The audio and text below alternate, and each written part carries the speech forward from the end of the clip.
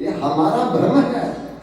ज्यादा जमीन वाले सुखी है, हमारा भ्रम है, वो ज्यादा दुखी है। जिसकी ज्यादा जमीन होगी कचहरी में हुई, बार बार दौड़ रहा है, जिसकी जमीन है ही नहीं वो कचहरी में क्या करेगा जाकर। जिसके पास ज्यादा पैसा है वो ज्यादा पैसा विषयों में खर्च करेगा, भोगों में खर्च करेगा, और भोग न भोगता भेड़ में भोगता। भोग भोगते भोगते हम तो भोगों को भोग नहीं सकेंगे, भोग हमको ही भोग सके चले जाएंगे। तो कौन सुखी है? निर्धन कहे धनवान सुखी, धनवान कहे सुख राजा को भारी, राजा कहे महाराजा सुखी, महाराजा कहे सुख इंद्र को भारी, इंद्र कहे ब्रह्मा सुखी, ब्रह्मा कहे सुख विष्णु को भारी। पर संत लोक विचार करे, हरि भजन बिना सब जीव दुखारी। प्रभु के भजन के बिना कोई दुनिया में सुखी नहीं हो सकता। सकल सृष्टि का राजा दुखिया, हरि को भजे कोई सुखी। तुलसी सिया राम भजन बिना, जीव कब हो ना सुख पाए। नहीं सुख मिलेगा जब तक भगवान के चरणों का आश्रय हम लोग नहीं लेंगे। दुनिया में कुछ भी मिल जाए तब भी हम लोगों को सुख नहीं मिलेगा। वस्तुएं मिल जाएंगे, पदार्थ मिल जाएंगे, विषय भोग मिल जाएंगे और दुखी हो जाएंगे। इसलिए जब तक हमारे बैंक में कोई पैसा नहीं है तभी तक हम किसी को देने का मन बनाते हैं। जिस दिन जिसको आदत पड़ गई बैंक में इकट्ठा करने की, वो दूसरे के भी चोरी करके ना इकट्ठा करवाएगा। आदत पड़ जाएगी, उसकी देने की आदत खत्म हो जाएगी। इसलिए ये भी काम आपने अच्छा नहीं किया। तीसरा, कामनाओं के लिए अलग अलग देवताओं की पूजा करनी चाहिए। और आज तक किसी की कामना देवी देवताओं की पूजा करके खत्म हुई है। देवताओं से, मानवों से, आदित्यों से जितनी कामना हम पूरी करेंगे और कामना बढ़ेगी, और जितनी कामना बढ़ेगी उतना हम अशांत होते जाएंगे। कामना बढ़ेगी, अशांत हो जाएंगे। कामना कब शांत होगी? अकामा सर्व कामा व मोक्ष कामा उदाहरती तीव्रेण भक्ति योगी पुरुषम परम। जब परम पुरुष भगवान के चरणों की भक्ति करेंगे कामनाओं का अंत हो जाएगा। कामनाओं का मतलब बीमारी, कामना का मतलब बीमारी। तो जब तक किसी को बीमारी लगी हो और संतुष्ट रह सकता है, तो कभी भी संतुष्ट नहीं रहेगा। इसलिए जब तक बीमारी का इलाज नहीं हुआ, तंदुरुस्त नहीं हुए हम, तो कामनाओं का मतलब बीमारी। तो जब तक बीमार है तब तक सुखी कैसे रहेंगे? हर बीमारी का इलाज क्या है? भगवान का नाम। जिस दिन हमारे हृदय में बैठ गया, जिस दिन हम भगवान के साथ जुड़ गए, सारी बीमारियों का खात्मा हो जाएगा। नहीं तो दुनिया में बीमारी, देवताओं की तरफ से बीमारियां बढ़ेगी। इसलिए अनंत कोटि देवताओं की पूजा करके अनंत कोटि कामना भी अगर हमारी पूरी होती रहेगी तब भी कामनाओं का अंत नहीं होगा और कामना बढ़ेगी।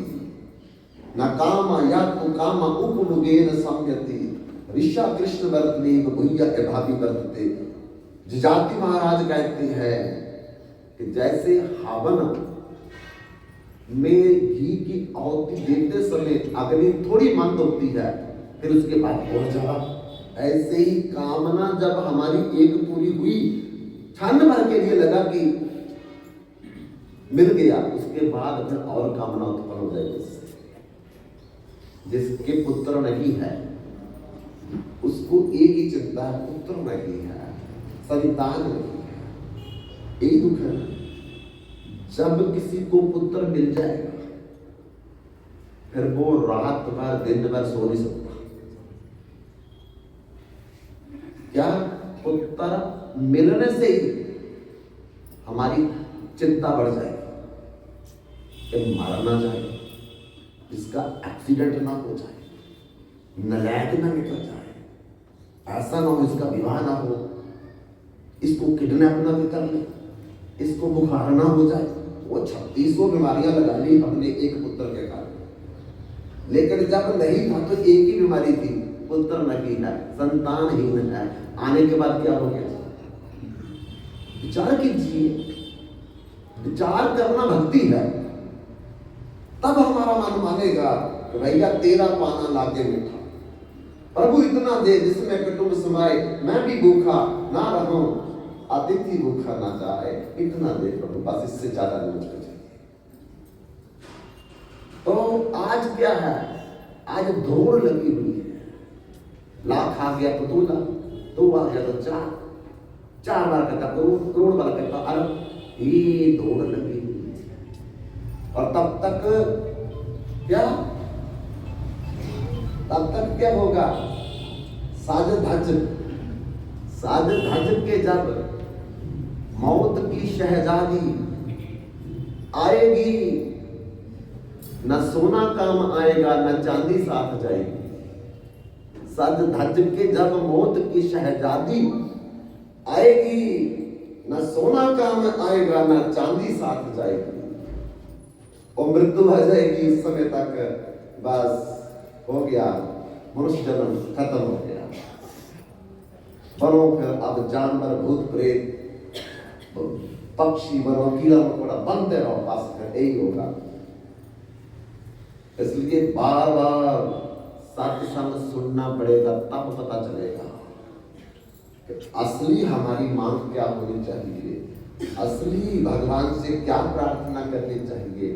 तब सुख मिलेगा, नहीं तो सुख जितना मर्जी सत्संग से दूर चले जाओ, याद रख लो, उतने धक्के लगेंगे, उतने जंप लगेंगे। अरे संसार में जितना कोई बस ड्राइवर के दूर बैठता है पीछे, जितना दूर बैठेगा बस ड्राइवर के, उतने ज्यादा धक्के और ज्यादा छत के साथ सर बजता है। और जितना बस ड्राइवर के सामने आ जाएगा तो बस का ड्राइवर भी मजे में रहता है, साथ वाला भी मजे में रहता है, और सब कुछ दिखाई देता है। तो दुनिया के बस ड्राइवर से दूर जाने के कारण हम दुखी हो जाते हैं। तो दुनिया को चलाने वाला जो भगवान है, दुनिया को चलाने वाला जो भगवान है, उससे अगर दूर चले जाएंगे तो फिर धक्के मिलेंगे या नहीं मिलेंगे, जंप लगेंगे या नहीं लगेंगे। इसलिए उस भगवान के जितना जल्दी हो सकता है हमें नजदीक आ जाना चाहिए। और भगवान के नजदीक आने का मतलब क्या है? सत्संग। सत्संग ये भगवान के चरण है, कथा भगवान के चरण है। इसलिए जितनी जल्दी हम भगवान के सत्संग में बैठेंगे, भगवान की कथा में बैठेंगे, उतनी जल्दी हमारे दुख उसी दिन से खत्म होने शुरू हो जाएंगे। मन की अशांति उसी दिन खत्म होनी शुरू हो जाएगी जिस दिन हम भगवान के सत्संग में बैठना शुरू करेंगे, भगवान की कथा में बैठना शुरू करेंगे। हमारे जीवन में बहार आनी शुरू हो जाएगी। तो नारद जी ने फिर बताया कि धर्म से भी दुख है, अर्थ से भी दुख है, और अलग अलग प्रकार की देवी देवताओं से जो कामना पूर्ण करनी उसमें भी दुख है। अब चौथी बात कही कि मुक्ति मोक्ष एक और ज्यादा खतरनाक और ज्यादा दुख का कारण है। मुक्ति 5 प्रकार की होती है: साजुज्य, समीप्य, सालोक्य, सारूप्य, साष्ट। कि भगवान जैसा रूप मिल जाना, सारूप्य रूप मिल जाना, इसको बोलते सारूप्य, समीप्य, 24 घंटे भगवान के पास रहना। सालोक्य, भगवान के लोक में वास मिलना। सजुज, भगवान में बलीन हो जाना, ज्योति में ज्योत समा जाना। और सारष्टी, भगवान का ऐश्वर्य हमको मिल जाना। अब देखो ये पांचों मुक्तियों में कहीं भगवान की भक्ति लिखी है, भगवान की सेवा के बारे में है बात जानते हो। माँ बाप कितने लाड प्यार से, कितनी मन्नतें सुखने करके, तीर्थ धाम करके संतान को प्राप्त करते हैं। बढ़िया से बढ़िया स्कूलों में दाखिल करवाते हैं, अच्छी यूनिफॉर्म, अच्छी किताबें, अच्छी ट्यूशन, बढ़िया नौकरी में लगवाते हैं, बढ़िया घर में शादी करवाते हैं। अब शादी जब हो गई बच्चे की, तो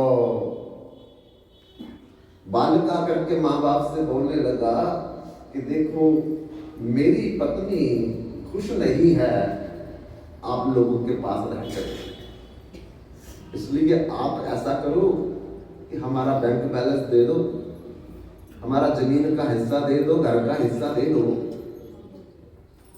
माँ बाप ने पूछा क्यों? आपके साथ नहीं रहेंगे, अलग रहेंगे।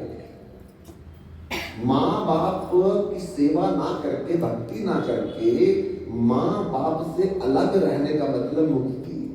हम आपसे मुक्त होना चाहते हैं, हम आपसे अलग रहना चाहते हैं, इसको मुक्ति कहते हैं। और माँ बाप को खुशी होगी बताओ? तो जब दुनिया के माँ बाप को खुशी नहीं है तो परम माता, परम पिता भगवान को मुक्ति दे करके कैसे खुशी मिलेगी? आप बताइए, बताओ। कृष्ण यदि छूटे भुक्ति मुक्ति दिया, कबू न प्रेम भक्ति दे राखे लुके। भगवान कहते ले जाओ, जाओ, मुक्ति चाहिए, मुक्ति चाहिए, मैं देने को तैयार हूं, लेकिन भक्ति उसी को मिलेगी जो निष्काम मेरे से प्रेम करेगा। निष्काम प्रेम। मीरा कहे बिना प्रेम नहीं मिले नंदलाला। जब तक भगवान से प्रेम नहीं करेंगे, निष्काम प्रेम नहीं करेंगे, जब तक माँ बाप से निष्काम सेवा नहीं करेंगे, भले बहू हो या पुत्र हो, तो सारी प्रॉपर्टी माँ बाप की उन्हीं को ही मिलेगी, सारा घर उन्हीं को मिलेगा, सारी जमीन जायदाद उन्हीं को मिलेगी। ये बोलने की जरूरत है। जो निष्काम भाव से, निष्कपट होकर के माँ बाप की सेवा करता है, तो क्या वो माँ बाप अपनी प्रॉपर्टी किसी और को देंगे? अरे उसी बहू को मिलेगी, उसी बच्चे को मिलेगी। और ज्यादा परेशान करने वाला तो माँ बाप अखबार में निकाल देते हैं, हमने इस बच्चे को बेदखल कर दिया, कोई भी लेन देन करे हमारी उसमें कोई भी दखलंदाजी नहीं है, खुद भरेगा। ऐसे भगवान फिर हमको बेदखल कर देंगे, लेना देना ये खुद भुगतेगा, मेरी कोई जिम्मेवारी नहीं है। तो याद रखो, जिसकी भगवान जिम्मेवारी, जिसको भगवान छोड़ देते हैं उसको डूबने से कोई भी दुनिया में बचा सकता।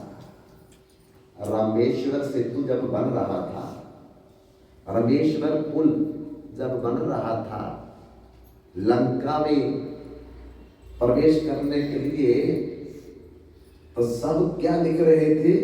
राम लिख करके पत्थर छोड़ रहे थे और पत्थर तैर रहे थे। भगवान राम के मन में भी लोभ आया कि मेरा नाम लिख करके जो पत्थर छोड़े जा रहे हैं वो तैर रहे हैं, हम भी एक पत्थर छोड़ करके देखें। स्वयं भगवान पत्थर छोड़ने लगे, पत्थर डूब गया। मन में सोचने लगे कि मेरा नाम जिस पर लिख रहे हैं वो तैर रहा है, पर जिसको स्वयं मैंने तैरने के लिए छोड़ा वो तो डूब गया। अब चिंता करने लगे तो हनुमान जी ने देख लिया। जब हनुमान जी ने देख लिया तो भगवान के पास चले आए। प्रभु क्या चिंता कर रहे हो? अरे चिंता इस बात की है कि मेरा नाम लिख करके जिन पत्थरों को छोड़ा जा रहा है वो जल पर तैर रहे हैं, और जिसको स्वयं राम ने छोड़ा है वो डूब रहा है। हनुमान जी कहते ये तो सच है, जिसको भगवान छोड़ देंगे वो बला तैरेगा कैसे? भगवान जिसको छोड़ देंगे फिर दुनिया में कोई भी उसको बचा नहीं सकता है। इसलिए देव ऋषि नारद ने कहा कि मुक्ति और खतरनाक है, फिर क्या करें? आपने भगवान श्री कृष्ण के बारे में कुछ लिखा नहीं है। बोले लिखा तो है मैंने भगवान के बारे में, भगवान का ऐश्वर्य लिखा है, भाई को भी लिखा है, उनकी विभूतियों के बारे में लिखा महाभारत में। बोले इससे क्या होगा? जब निष्काम भक्ति के बारे में नहीं लिखोगे तब तक आपको पूर्ण शांति नहीं मिलेगी, पूर्ण शांति नहीं मिलेगी। क्यों? पंचम पुरुषार्थ कृष्ण प्रेमानंद सिंधु, धर्म अर्थ काम मोक्ष सुख तार नहीं एक बिंदु। ये जितने भी सुख हैं एक बिंदु के समान भी नहीं है। और भगवान का जो निष्काम प्रेम है, निष्काम भक्ति है, निष्काम भजन है, वो पूरे समुद्र के समान है। इसलिए कार्तिक मास बड़ा महत्वपूर्ण मास है। इस मास में जितना भगवान को भजन से प्रसन्न किया जा सकता है और अन्य मास में भगवान प्रसन्न नहीं। तो देव ऋषि नारद के कहने पर फिर व्यास जी ने 18वां पुराण श्रीमद् भागवत पुराण लिखा। भागवत का अर्थ होता है भगवान, भक्त और भगवान की वाणी, भक्त की वाणी।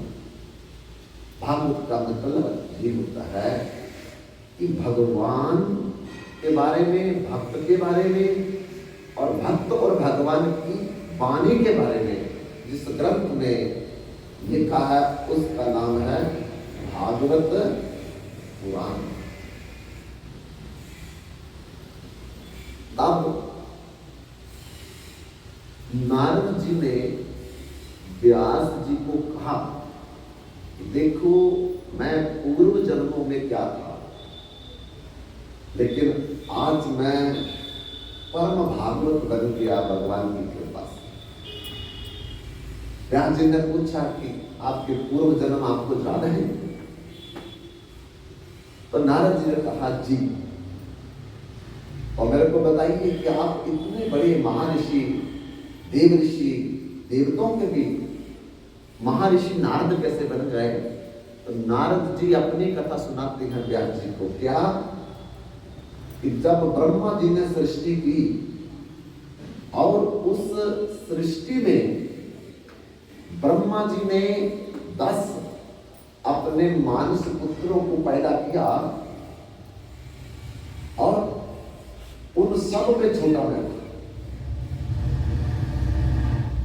अपनी गोद से मुझे प्रकट किया था ब्रह्मा जी ने। और मैं ब्रह्मा जी के पास गया, पिताजी बताओ मेरे लिए ये क्या कार्य है? तो ब्रह्मा जी ने मुझे कहा कि तुम विवाह करो और सृष्टि को आगे बढ़ाओ। मैंने अपने पिता ब्रह्मा जी से कहा कि ये काम मेरे से नहीं होगा, क्योंकि गृहस्थ में तो बहुत ज्यादा काम करना पड़ता, भागदौड़ करनी पड़ती है। अब मेरी समझ से ये बाहर है, कहो तो मैं भगवान का भजन करूंगा। तो व्यास जी, मेरे पिता ब्रह्मा जी को गुस्सा आ गया कि भगवान ने कहा है कि सृष्टि बढ़ाओ और तुम कहते हैं कि मैंने विवाह नहीं करना, सृष्टि आगे कैसे बढ़ेगी? तब मेरे पिता ने मुझे अभिशाप दे दिया, अरे तुम एक विवाह के लिए मना कर रहे हो, मैं तुम्हें अभिशाप देता, तुम्हारे 50 विवाह होंगे। कहते कि मेरा 50 विवाह हुए। अगले जन्म में उपबरहन नाम का मैं गंधर्व बन गया और 50 गंधर्वनियों से मेरा विवाह हो गया। एक बार ब्रह्मा जी ने पुष्कर में एक सभा बुलाई और उसमें सब नाचने गाने वाले भी बुलाए, तो मैं अपनी 50 गंधर्वनियां नाचने गाने वाली पत्नियों को लेकर के पिताजी के वहां पहुंच गया। जब हम लोग नाच रहे थे, मेरी पत्नियां तो ठीक नाच रही थी पर मेरे से ठीक नाचा नहीं जा रहा था। तो ब्रह्मा जी ने मुझे देख लिया कि तुम तो हमारी सभा को खराब कर रहे हो, और ब्रह्मा जी ने फिर अभिशाप दे दिया, जाओ तुम दासी पुत्र हो जाओ। और तीसरे जन्म में हे व्यास जी, मैं द्रुबिल नाम की दास और कलावती उनकी पत्नी दासी के घर में जन्म लिया। मेरा पिताजी मेरे जन्म के समय शरीर छोड़ के चले गए। अब मेरी माँ गरीबनी थी बेचारी, घर नहीं था, कमरा नहीं था और कुटिया में रहती थी, पति सर पर नहीं। तो कैसे हमारा दोनों का गुजारा हो, तो किसी घर में जाकर के मेरी माँ काम करती थी और 2 वक्त की रोटी मिलती, वही खा करके हम गुजारा करते। माँ ने मेरा नाम हरिदास रखा। एक दिन क्या हुआ, जिस घर में मेरी माँ काम करती थी, बर्तन साफ, बर्तन साफ, आंगन साफ करने का, वहां कुछ महात्मा चतुर्मास करने के लिए आए और उस मालिक ने कहा मेरी माँ से कि तुमको यहाँ दिन रात रहना पड़ेगा, क्योंकि संत लोग 4 मास रुकेंगे और उनके सेवा में आपको बहुत कार्य करना पड़ेगा। मेरी माँ ने कहा मालिक से कि मेरा छोटा बालक है, मैं उसके बिना रात को नहीं रह सकती, कहो तो मैं उसको साथ रख लूं। मालिक ने कहा कोई चिंता की बात नहीं। 4 महीने चतुर्मास, ये जो चतुर्मास चल रहा है, आश्विन, श्रावण, भाद्र और कार्तिक, ये चौथा मास है। तो ये चतुर्मास में महात्मा कीर्तन करते हैं, भजन करते हैं, सत्संग करते हैं। मेरी माँ उनकी सेवा करती थी, वस्त्र धो देती थी, बर्तन धो देती थी, आंगन साफ कर देती थी। कभी कभी मैं भी माँ के साथ लगता था। जब वो लोग सत्संग करते थे तो मैं पीछे बैठता था, सत्संग सुनने के लिए नहीं, बाद में प्रसाद मिलेगा, इन लोगों के कारण में बैठता था। पर प्रसाद खाते खाते प्रसादे सर्व दुखा नाम हानिरस्य उपजायते, प्रसाद में एक गुण है, वो मन को निर्मल करेगा। भले सत्संग नामी सुनने की रुचि हो, कथा नामी सुनने की रुचि हो, अगर प्रसाद भी खाएंगे उससे भी हमारा मन निर्मल होगा, बुद्धि हमारी स्थिर होगी। प्रसाद का अपना गुण है। इसीलिए हमारे सनातन में कथा के बाद भले कथा थोड़ी हो जाए, प्रसाद ज्यादा खिलाने की व्यवस्था की गई है कि कम से कम प्रसाद में तो सबका मन जाता है, तो प्रसाद ही खाएगा, धीरे धीरे फिर कथा भी सुनेगा। बाद में जब मन निर्मल बुद्धि स्थिर हो जाएगी, तो मेरा मन निर्मल हो गया प्रसाद से, बुद्धि स्थिर हो गई, मैं फिर सबसे आगे बैठता। सारे संत लोग मुझे बड़ा प्रेम करते थे। उनके जो गुरुदेव थे कभी कभी मेरे को उठा करके गोद में बिठा लेते, क्योंकि छोटा था अभी मैं 5 वर्ष का, तो सर पर हाथ फेरते रहते थे, मैं बड़ा खुश होता था। बाद में जब उतरता था इतना मोटा लड्डू मेरे को देते थे, मेरे को बड़ी खुशी होती थी। वो प्रसाद खा करके 4 मास बीत गए। अब मेरा कथा में जब मन शुरू हुआ लगना, तो संत लोग जाने लगे, मैं रोने लगा। गुरु जी को कपड़े पकड़ करके कि आप मुझे छोड़ करके मत जाओ, आप मुझे छोड़ करके मत जाओ। तो मेरी माँ रोने लगी कि आप इनको साथ मत लेके जाना, मेरे पति देव नहीं है, यही मेरे जीवन का आधार है, तो मैं कब कैसे रहूंगी। तब गुरुदेव ने कहा देखो हरिदास, जब तक तुम्हारी माता है तब तक तुम माता की सेवा करो, और हम तुम्हें मंत्र देते हैं, तुम उस मंत्र का जाप किया करो। जब माता नहीं रहेगी फिर तुम कहीं भी जा सकते हो। मैं रुक गया माँ के पास। माँ हर समय मेरी चिंता करती थी। एक दिन मेरी माँ मालिक का दूध दोने गई और दूध की बाल्टी भर करके ला रही थी रात को, तो सर्प ने काट लिया, माँ मर गई। लोगों ने मुझे बोला, हरिदास तुम्हारी माँ तो सर्प ने काट लिया। मैं दौड़ करके गया, देखा तो मेरी माँ के मुख में झाग निकली हुई थी और मरी पड़ी थी। एक तरफ तो मुझे बहुत दुख हुआ कि मेरी माँ चली गई, पिता सर पे थे नहीं, अब माँ अकेला, उम्र 5 साल है। दूसरी तरफ से मेरे मन में थोड़ा संतोष भी हो रहा था कि भगवान ने शायद इसमें भी मेरा कोई मंगल किया है कि माँ जब तक रहेगी तो मुझे जाने न देती, अब मैं जा सकता हूँ भगवान के भजन के लिए। तो बंधु, माँ के 13 दिन किए, अस्थि विसर्जन किया, रस्म पकड़ी की, लोगों ने पैसा इकट्ठा करके एक दिन में अपनी कुटिया को रात के 2:30 बजे प्रणाम करके 4 परिक्रमा करके निकल गया। ऐसा निकला कि चलता गया मैं। एक जगह जाकर के मुझे बट का वृक्ष मिला। मन किया कि जहां बैठ करके मैं अपने गुरुदेव ने जो मंत्र दिया था उसका जप करूंगा, और मेरा ध्यान लग गया इस मंत्र में। मेरे हृदय में भगवान की चतुर्भुज मूर्ति का दर्शन हो गया। मैं बड़ा प्रसन्न ध्यान लगा करके बैठा हुआ था। फिर कुछ समय के बाद वो मूर्ति जो है वो अंतर्धान हो गई। मैं छटपटाया, आंखें खोली तो भगवान सामने खड़े थे। मैं भगवान को पकड़ने के लिए दौड़ा, भगवान अंतर्धान हो गए। मैं रोता रह गया। आकाशवाणी हुई, हे बालक, जितना तुमने भजन किया था उतना तुम्हें दर्शन मिल गया, अब इस जन्म में मेरा दर्शन नहीं मिलेगा, अगले जन्म में मेरा दर्शन मिलेगा। समय आने पर मेरा शरीर छूट गया और फिर मैं अगले जन्म में ब्रह्मा जी के अंगूठे से पैदा हुआ और मेरा नाम नारद रखा गया।